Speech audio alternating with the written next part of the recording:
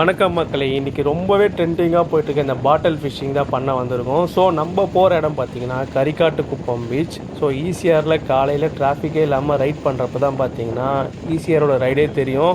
So மற்றபடி இந்த டிராஃபிக்காக இருக்கப்போ ஈசிஆரில் ரைட் பண்ணுறதுலாம் எனக்கு சுத்தமாக பிடிக்காது.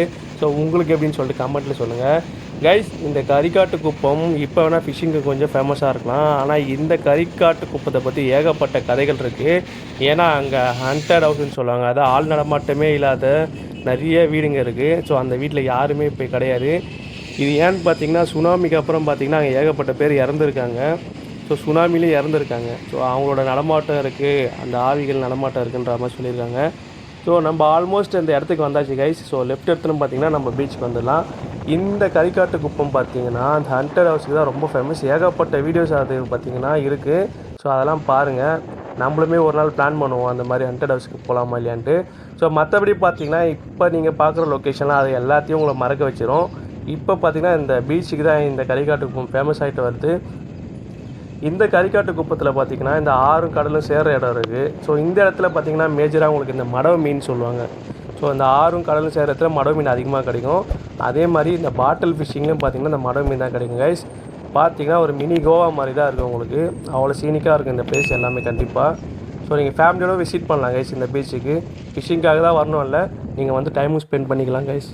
உங்கள் பைக் அண்ட் கார்ஸை நீங்கள் இங்கேயே பார்க் பண்ணிக்கலாம், மறக்காமல் லாக் பண்ணிக்கோங்க கைஸ். இன்றைக்கி வெதர் பார்த்திங்கன்னா ரொம்பவே ஃபோர்ஸாக தான் இருக்குது. ஸோ அலையுமே பார்த்திங்கன்னா ரொம்ப அதிகமாக தான் இருக்குது. எப்பயுமே பார்த்திங்கன்னா இந்த இடத்துல அலை அவ்வளோவா வராது. ஸோ அதனால இந்த பிளேஸை சூஸ் பண்ணோம். பார்க்கலாம் கைஸ், வாங்க உள்ளே போவோம். Hi guys, welcome to LLR views. இன்றைக்கி ரொம்பவே ட்ரெண்டிங்காக போயிட்டுருக்க பாட்டில் ஃபிஷ்ஷிங் தான் பண்ண வந்திருக்கோம். ஸோ இதுக்கு தேவையான பொருள் என்னென்னு சொல்லிட்டு பார்க்கலாம். ஸோ உங்களுக்கு ஃபஸ்ட்டு ஒரு பெரிய வாட்டர் கேன் தேவை. அதுக்கப்புறம் இந்த லைன் நரம்புன்னு சொல்லுவாங்களா அது. அதுக்கப்புறம் பார்த்தீங்கன்னா ஒரு 2 நெட்டே போதும். ஒரு ஊதுவத்தி, லைட்டரு, இந்த சிஸ்ஸர். இதெல்லாம் எதுக்கு, இதை வச்சு என்ன பண்ணலான்னு சொல்லிட்டு உங்களுக்கு சொல்கிறேன். ஸோ ஃபுல் வீடியோ பாருங்கள் கைஸ்.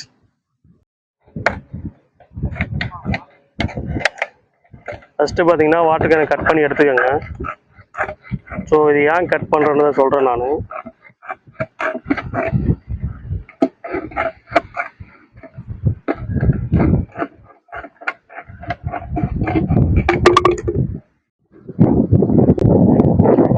ஏய் செத்துட்டி அறப்போத.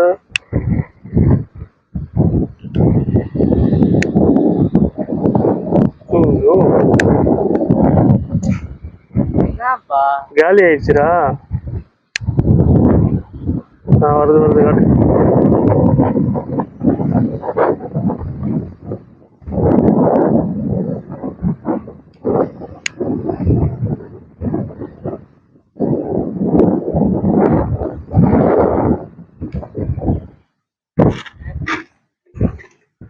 இந்த ஊதுவத்தியை யூஸ் பண்ணி தான் இன்றைக்கி ஹோல்ஸ் போட போகிறோம். ஸோ டாப்பில் 2 ஹோல்ஸும் பாட்டமில் 2 ஹோல்ஸும் போடணும். நீங்கள் எந்த ஹோல்ஸ் எங்கே போட்டாலும் சரி, அதுக்கு அப்படியே ஆப்போசிட் டைரெக்ஷனில் இன்னொரு ஹோல்ஸும் போட்டுக்கோங்க. பாட்டம்லேயும் சரி, டாப்லேயும் சரி கைஸ். ஃபஸ்ட்டு பார்த்தீங்கன்னா ஒரு நரம்பை எடுத்து டபுளாக கட் பண்ணிக்கோங்க. ஸோ அது என்ன லென்த் இருக்குன்னு பார்த்தீங்கன்னா இந்த வாட்டர் கேனோட கொஞ்சம் அதிகமாக இருந்தால் ஓகே. இப்போ நம்ம ஆல்ரெடி போட்ட ஹோல்ஸில் பார்த்தீங்கன்னா நெட்டை கட்டிக்கலாம். நெட் பார்த்தீங்கன்னா டாப்லேயும் கட்டணும், பாட்டம்லேயும் கட்டணும். ஆனால் முக்கியமான கண்டிஷன் என்ன பார்த்தீங்கன்னா ஒரு சைடு தான் நம்ம நெட்டை கட்டணும், இன்னொரு சைடு கட்ட தேவையில்ல கைஸ். ஏன்னா ஒரு சைடு பார்த்தீங்கன்னா ஃப்ளோட் ஆகும் உங்களுக்கு, ஒரு சைடு பார்த்தீங்கன்னா பாட்டில் போட்டோன்னே தண்ணி கடியில் போகும். ஸோ அதுக்காக தான் ஒரு சைடு கட்டுறோம். இந்த பாட்டில் ஃபிஷ்ஷில் மேக்ஸிமம் உங்களுக்கு மாட்டுற மீன் பார்த்தீங்கன்னா மடவை மீனாக தான் இருக்கும். இதை மடவை மீன் சொல்கிறதா இல்லை மக்கு மீன் சொல்கிறதான்னு தெரியல. ஏன்னா நம்ம போடுற மைதா மாவுக்குலாம் வந்து மாட்டேங்குது. ஏன்னு கேட்டிங்கன்னா இந்த மீனோட டயட் சிஸ்டம் அப்படி இருக்குது. இது சின்ன சின்ன இந்த வாம்ஸ், அப்புறம் பார்த்திங்கன்னா கடற்கரையில் இருக்க அந்த சீ மட்டு அதெல்லாம் பார்த்திங்கன்னா சாப்பிடும். அது இல்லாமல் பார்த்திங்கன்னா ஆல்கை, அப்புறம் அந்த பிளான்ட் வேஸ்ட்டு, டெட் பிளான்ட்டு, அது இல்லாமல் அனிமல் வேஸ்ட்டு, இதெல்லாம் சாப்பிட்டு வளர்கிறதுனால பார்த்திங்கன்னா அந்த கன்சிஸ்டன்சியில் இந்த மைதா மாவும் இருக்கிறதுனால அதை சாப்பிட வர சொல்ல மாட்டேங்குது இந்த மீன். இந்த வீடியோ பார்த்துட்டு இருக்க உங்களுக்கு ஃபிஷ்ஷிங்கில் இன்ட்ரெஸ்ட் இருக்கும், பட் ஃபிஷ்ஷிங் அந்த ராடு அந்த செட்டப் இல்லைனா நீங்கள் கவலை பண்ணணும்னா ஸோ இந்த மாதிரி பாட்டில் ஃபிஷ்ஷிங்கை ட்ரை பண்ணலாம். ஸோ இதுக்கு நீங்கள் பெருசாக இன்வெஸ்ட் பண்ணணும்னு அவசியம் இல்லை. ஸோ உங்களுக்கு எந்த ஒரு பெரிய ஃபிஷ்ஷிங் கேஜெட்ஸ் வாங்கணும்னு அவசியம் இல்லை கைஸ். சிம்பிளான திங்ஸை வச்சே பார்த்தீங்கன்னா நீங்கள் ஃபிஷ்ஷிங் பண்ணிக்கலாம். நெட்டை பார்த்தீங்கன்னா டாப்லேயும் கட்டியாச்சு, பாட்டம்லேயும் கட்டியாச்சு. நெட்டை கட்டிட்டாலே பாதி வேலை முடிஞ்சிச்சு கைஸ். ஆல்மோஸ்ட் முடிக்க போகிறோம். நீங்கள் ஃபிஷ்ஷிங்கில் பிகினராக இருக்கீங்கன்னா எடுத்த உடனே பார்த்தீங்கன்னா ராட் மட்டும் வாங்காதீங்க. ஏன்னா ஃபஸ்ட்டு ஆன்லைன் ஃபிஷ்ஷிங் பழகுங்க ஷோரில் நின்று. ஸோ அது எவ்வளோ பழகுறீங்களோ அதுக்கப்புறம் பார்த்தீங்கன்னா உங்களுக்கு ராட் ஃபிஷ்ஷிங் ஈஸியாக இருக்கும்.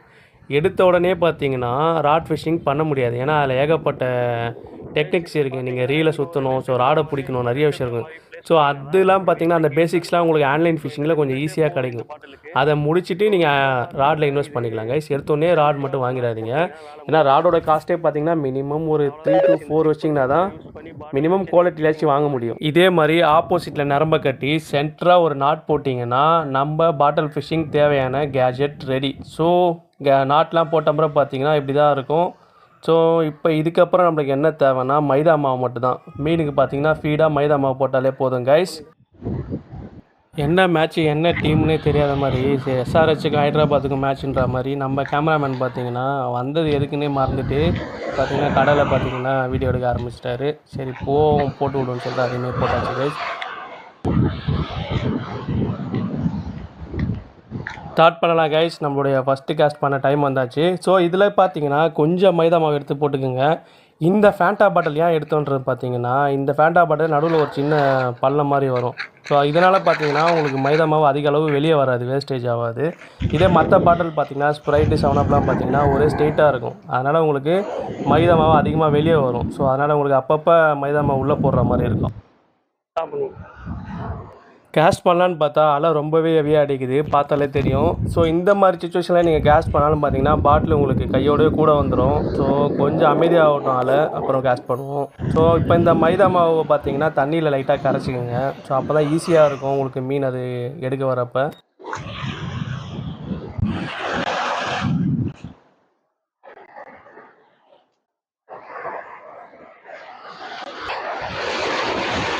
அலையில் சரியா நம்ம பாட்டில் அப்படியே தூக்கி அடிச்சுன்னா ஒரு குறிப்பிட்ட டிஸ்டன்ஸ் தான் போகும். நம்ம எய்ம் பண்ணுற டிஸ்டன்ஸ் அந்த அளவுக்குலாம் இல்லைன்னா கொஞ்சம் கஷ்டம் தான் போகாது.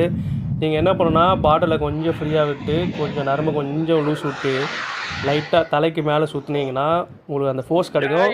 ஸோ நீங்கள் நினைக்கிற டைரெக்ஷனில் கரெக்டாக கொஞ்சம் எய்ம் பண்ணி அடிக்க முடியும் கைஸ். ஆனால் நம்ம பையன் பார்த்தீங்கன்னா விட மாட்டோம். புரியுதா? நீ அங்கேயே நம்ம கேமராமேன் பார்த்தீங்கன்னா கூட வந்துடுறாரு. கொஞ்சம் லாங்காக நின்று வீடியோ எடுக்க சொன்னால் நல்ல வேலை போன கேஸ்டிங் பண்ணுறப்பே பார்த்தீங்கன்னா கேமராவில் போட்டிருக்கோம், கொஞ்சம் மிஸ் ஆகிடுச்சு. நான் பார்த்துட்டேன், அதனால் ஸ்டாப் பண்ணிட்டேன். ஸோ இந்த வாட்டி பார்த்தீங்கன்னா அவசரப்பட்டு கேஸ்ட் பண்ணிட்டேன். ஏன்னா நரம்ப கீழே உள்ள கொஞ்சம் லூஸ் விட்டால் தான் பார்த்தீங்கன்னா நம்மளுக்கு பார்த்தீங்கன்னா லாங்காக போகும். ஏன்னா போட்டது கையோடு வந்துச்சு. இந்த மாதிரி அலை அடிக்கிறப்ப பார்த்தீங்கன்னா பாட்டில் ஃபிஷிங் கொஞ்சம் கஷ்டம் தான் கைஸ். ஸோ லாஸ்ட்டாக ஒரு கேஸ்ட் பண்ணி பார்க்கலான்னு சொல்லிட்டு தான் பண்ணோம். ஸோ ஏகப்பட்ட கேஸ்டிங் பண்ணோம், எதுவும் மாட்டல.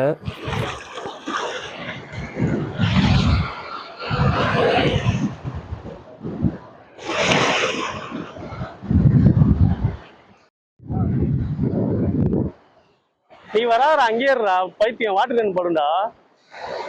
நான் இப்படி பண்ணுவேன்டா, மேலே கீழே போடுண்டா. அதுக்கு என்ன சொல்கிறேன். நம்ம கேமராமேன் தம்பி ஒரு இடத்துல நிற்க வைக்கிறதுக்குள்ளே நான் பட்ட பாடு இருக்கேன். இன்றைக்கி கூட வந்துடுறாரு. ஏன்னா சுத்த சொல்ல கொஞ்சம் கஷ்டமாக இருக்குது எனக்கு. சரி பார்த்தீங்கன்னா கடலில் மீனும் மாட்டில் அலை அதிகமாக இருந்துச்சு. சரி நிற்கிற தண்ணியாச்சு கேஷ் பண்ணலான்னு சொல்லிட்டு வந்தோம். ஆனால் நீங்கள் நிற்கிற தண்ணியில் மீன் பிடிச்சிங்கன்னா அந்த சேறு ஸ்மெல்லு லைட்டாக கண்டிப்பாக வரும். ஸோ அதே மடல் மீன் கடலில் பிடிச்சிங்கன்னா அது வேறு டேஸ்ட் இருக்கும், ஸ்மெல்லு வேறு மாதிரி இருக்கும். ஆனால் இதை நிற்கிற இடத்துல பிடிச்சிங்கன்னா அந்த ஸ்மெல்லு கொஞ்சம் இருக்கும். ஸோ இப்படி தான் கேஷ் பண்ணணும். கொஞ்சம் லாங்காக அடிச்சிங்கன்னா கரெக்டாக உங்களுக்கு அந்த வாட்டர் கேனுமே கரெக்டாக சிங்க் ஆகும் உள்ள.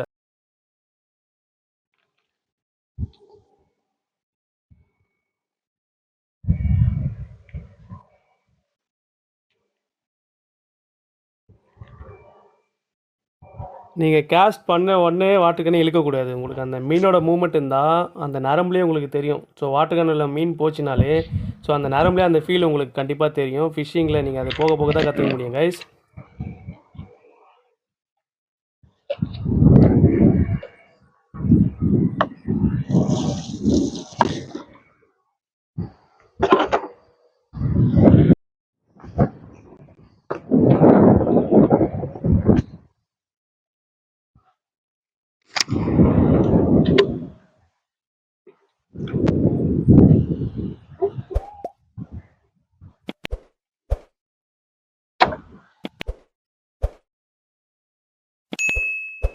இந்த மாதிரி நரம்பை நீங்கள் லூஸ் விட்டு அடிச்சிங்கன்னா கரெக்டாக கேஷ் பண்ண முடியும். நீங்கள் நினச்ச டைரெக்ஷனில் நினச்ச லாங்லேயும் பார்த்தீங்கன்னா கேஷ் பண்ணிக்கலாம். இதே நீங்கள் பார்த்தீங்கன்னா சுத்தாமல் சும்மா தூக்கி போட்டிங்கன்னா ஒரு குறிப்பிட்ட டிஸ்டன்ஸ் தான் போகும் கைஸ்.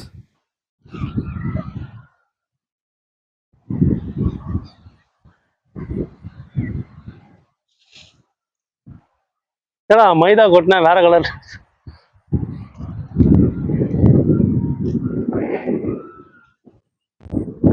இப்போ நம்ம தம்பி கேஷ் பண்ண போகிறாரு. இவர் பார்த்தீங்கன்னா ஒரு பிகினர் தான். ஸோ அவர் எப்படி கேஷ் பண்ணார் பாருங்க. நான் சொல்லி கொடுத்தேன், இருந்தாலும் அவர் கையில் தான் தூக்கி போடுறாரு.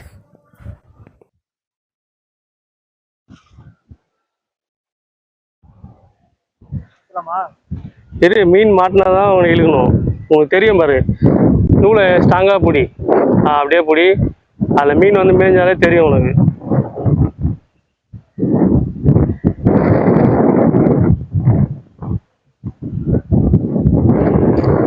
மீன் வந்து மாட்டிச்சுன்னா அப்படியே இப்படி உன் கையை தொடுற மாதிரியே இருக்கும். அது காற்று. மீன் மாட்டிச்சுன்னா நல்லாவே தெரியும். மீன் மாட்டிச்சுன்னா விட்டு விட்டு வரும். இழுக்காத இழுக்காத, ஸ்ட்ராங்காக மட்டும் பிடிச்சி வச்சு.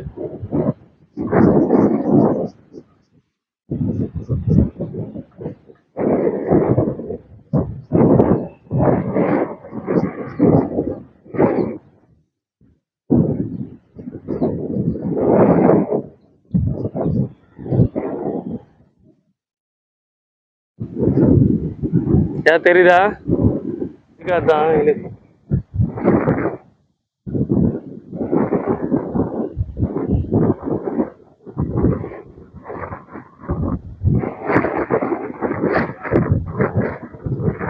சேரு தான் வருதுடா.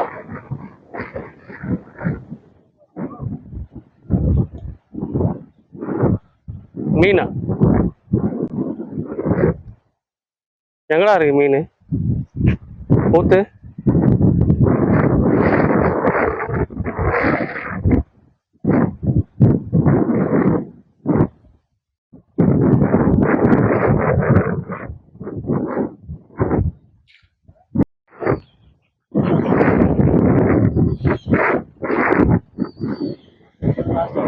அங்க மீன் இருக்குது, போலாமா?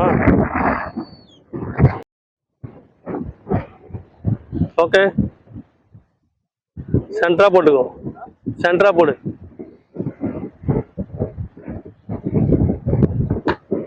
இந்த வாட்டி காஸ்டிங் ஓரளவுக்கு பண்ணியிருக்கடா. ஏடா கப்பல் மாதிரி வருது டேய்.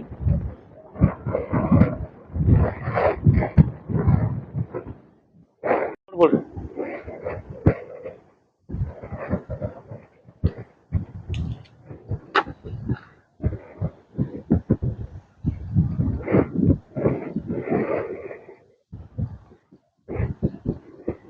ஸ்டார்டிங் கொஞ்சம் கஷ்டம் தான். நீங்கள் கேஷ் பண்ணுறது பார்த்தீங்கன்னா இந்த மாதிரி தான் ஹைட்டாக போகும். ஸோ கரெக்டான டிஸ்டன்ஸ் போகும். ஸோ இனிஷியலாக நீங்கள் பண்ண பார்த்தா ப்ராக்டிஸ் பண்ணிங்கன்னா கற்றுக்கலாம் கைஸ், ஒன்றும் பிரச்சனை இல்லை. ஸோ ஸ்டார்டிங் அப்படி தான் இருக்கும்.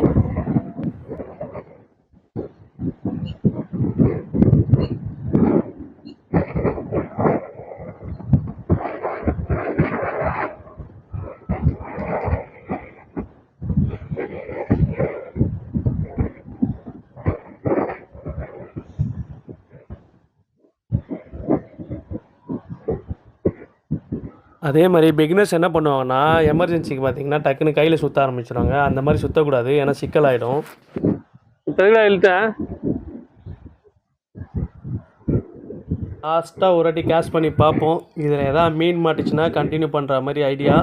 அப்படி இல்லை மீன் மாட்டலன்னா அதெல்லாம் இதோட கிளம்ப வேண்டியதான் கைஸ்.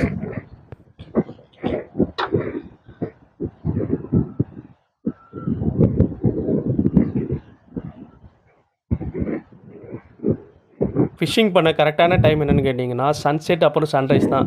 ஏன்னா இந்த டைமில் தான் ஃபிஷ்ஷு ரொம்ப ஆக்டிவாக இருக்கும். ஃபிஷ்ஷோட மூவ்மெண்ட்டுமே அதிகமாக இருக்கும். ஏன்னா அந்த வெளிச்சத்துக்கு ரொம்ப அதிகமாக அட்ராக்ட் ஆகும் மீன்லாம். அதே மாதிரி வின்டரில் நீங்கள் சன்செட் அண்ட் சன்ரைஸில் வந்தீங்கன்னா கொஞ்சம் கஷ்டம் தான்.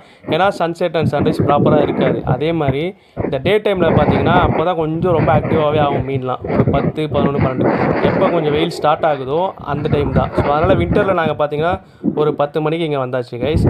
இந்த இடத்துல பார்த்தீங்கன்னா ஃபோட்டோ ஷூட்டே நடத்துகிறேன். ஏன்னா அந்தளவுக்கு பார்த்தீங்கன்னா உங்களுக்கு சீனிக்காகவே இருக்குது. தம்பி எதாவது மாட்டுதா இல்லையா? சரி கைஸ், நம்ம இந்த காஸ்டிங்கோட முடிச்சுப்போம்னு நினைக்கிறேன். அப்படியே இங்கே வாடாது, இங்கே வந்தீங்கன்னா ஜெல்லி ஃபிஷ் ஒன்று இருக்குது, நல்லா இருக்குது பார்க்க க்யூட்டாக. வந்தீங்கன்னா அதையுமே பிடிக்கலாம். ரொம்ப ஜூம் பண்ணாத, இதான் கிளியராக கிட்ட போய்க்கும்.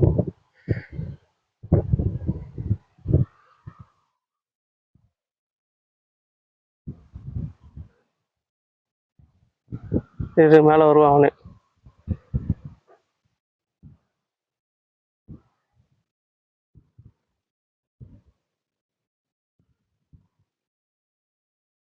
இல்லைம்மா வாட்டுக்கு இல்லையா? பிடிச்சிடலாம்.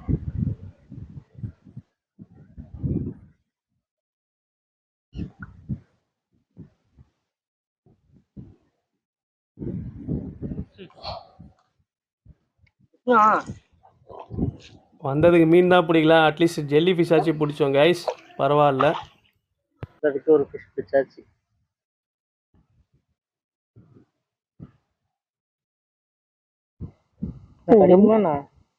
கடிச்சா ஆமா இது வேணும்.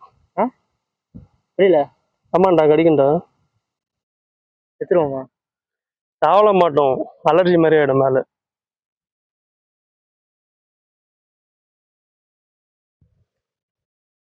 இந்த தண்ணியில ஆனால் உயிர் வாழ்றான் மரம். எப்படி இருக்குல்ல கிளியரா. என்னதான் க்யூட்டாக அழகாக இருந்தாலும் இந்த ஜெல்லி ஃபிஷ்லாம் கையில் கண்டிப்பாக மறந்து கூட தொட்டுறாதீங்க. ஸோ கைஸ், நம்ம வீடியோவோட எண்ட் செஷனுக்கு வந்தாச்சு. நம்ம பார்த்தீங்கன்னா பாட்டில் ஃபிஷிங்காக வந்திருந்தோம், ஆனால் நம்மளுக்கு அது பல்ஃபு ஃபிஷிங்காக மாறிச்சு. ஸோ இதுக்காக அப்செட் ஆகிடக்கூடாது, ஏன்னா ஃபிஷிங் இது அப்பப்போ நடக்கிற விஷயந்தான். ஸோ நம்ம பார்த்தீங்கன்னா நம்மளோட ட்ரையை எப்பயுமே பண்ணிகிட்டே இருக்கணும். இந்த வீடியோ உங்களுக்கு பிடிச்சிருக்கும் நம்புகிறோம். பிடிச்சிருந்தா நம்ம சேனலுக்கு ஒரு லைக் பண்ணிக்கோங்க, நம்ம சேனலை சப்ஸ்கிரைப் பண்ணி வச்சுக்கோங்க. ஸோ பெல் பட்டனை மறக்காமல் ப்ரெஸ் பண்ணி வச்சுக்கோங்க. தேங்க்ஸ் ஃபார் வாட்சிங் எல்லா ரிவ்யூஸ் கைஸ்.